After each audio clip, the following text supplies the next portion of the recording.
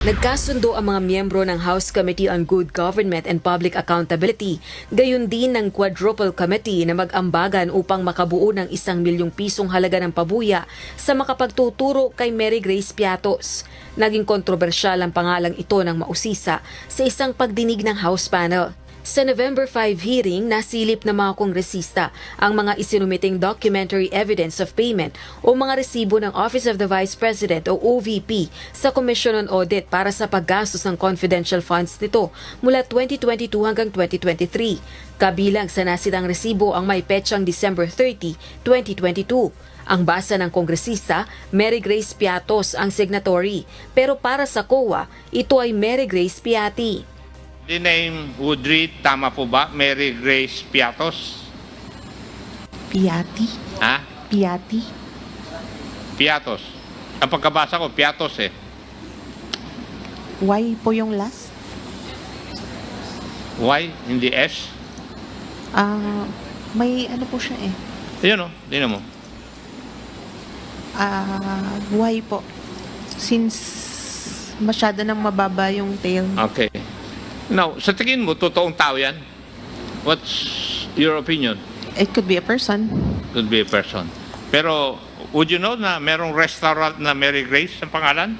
Yes, Mr. Chair. Cafe At meron Mary ding Grace. Piatos na brown ng potato chips? Yes, Mr. Chair.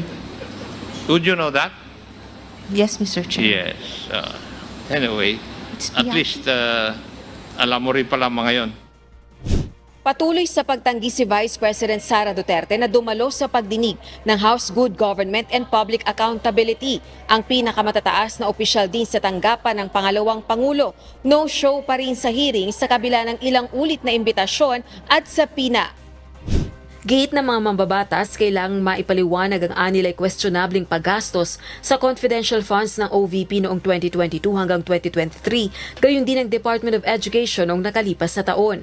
Kaya nga nag-usap-usap kami ng mga miyembro ng Quad at saka ng Blue Ribbon para mag-come up ng 1 million para ibigay kung sino man ang may alam ng kinaroroonan ni Mary Grace Piatos. Yung mga fictitious na tao na mention niya, siyempre yung pinakasikat si Mary Grace Piatos na patuloy po nating hinahanap para mapaliwanag po yung mga acknowledgement receipts.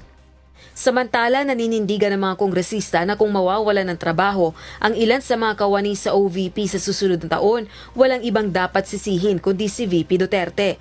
Ito ay matapos tumanggi si VP Duterte na sumipot sa budget hearings ng kanyang tanggapan sa Kamara. Nirealign ng Kamara ang nasa 1.3 billion pesos na proposed budget ng OVP sa social services programs ng Department of Social Welfare and Development at Department of Health. In the first place, kung ginastify niya yung budget niya at inayos niya yung paggamit ng pondo ng pamahalaan, walang mawawala ng trabaho at maayos yung trabaho ng Office of the Vice President.